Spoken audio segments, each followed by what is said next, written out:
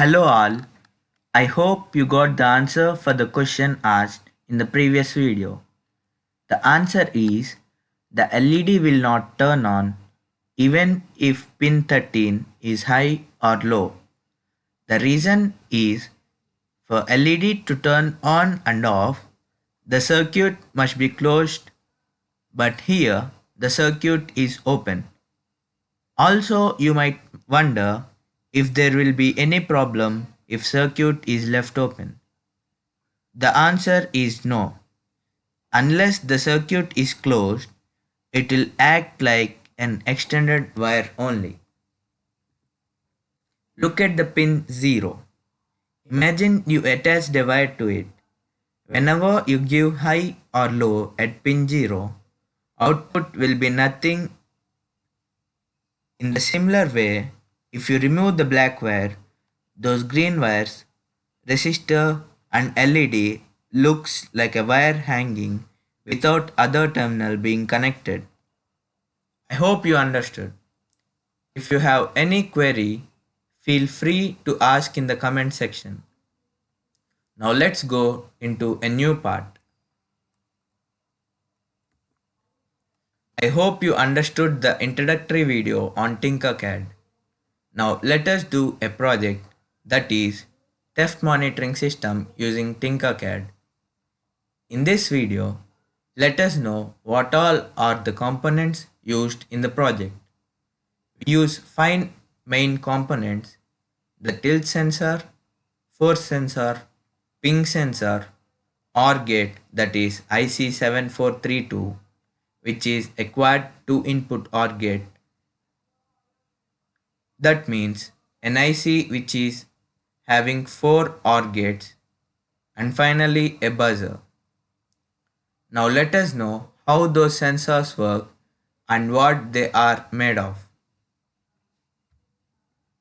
The first one is tilt sensor, SW200D. As the name says, it is used to measure if there is a tilt in a particular plane. I hope you are aware of the XYZ planes.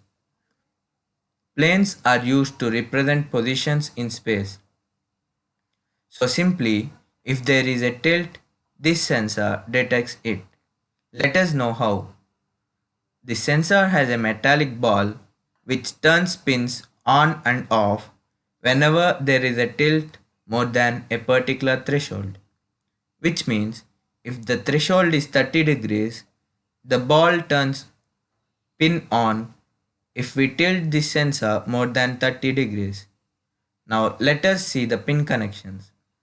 There will be 2 terminals, terminal 1 and 2. One terminal should be grounded and the other gives out the signal. Now let us move on to force sensor. The force sensitive sensor, or simply force sensor and FSR to be in short, is the sensor which is used to measure the total force experienced by it.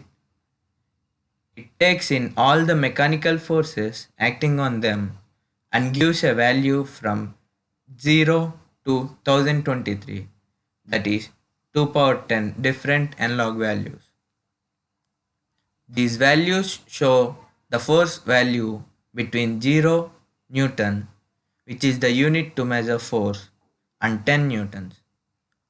The values can be either printed in the serial monitor or it will be showed on the force sensor itself. Coming to pin connections, there will be 2 pins, P1 and P2, where P1 is connected to 5 volts, which is VCC, and P2 is connected as a signal along with a resistor that is connected to the ground. Let us move to ping sensor. Look at the GIF carefully. With the cursor, we are pulling the object towards ping sensor. I hope you can see blue color text present above the sensor, which is telling the number of inches the object is away from.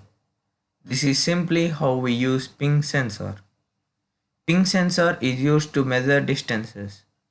It sends ultrasonic waves and those waves hit the object and comes back. The distance between the object and sensor depends upon the time taken for the echo to reach the sensor.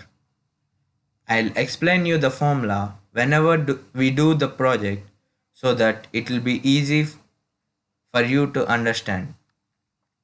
Coming to the pin connections, there are 3 pins, one to connect to the ground, one to supply VCC, that is 5 volt, and one is used as the output pin for signal.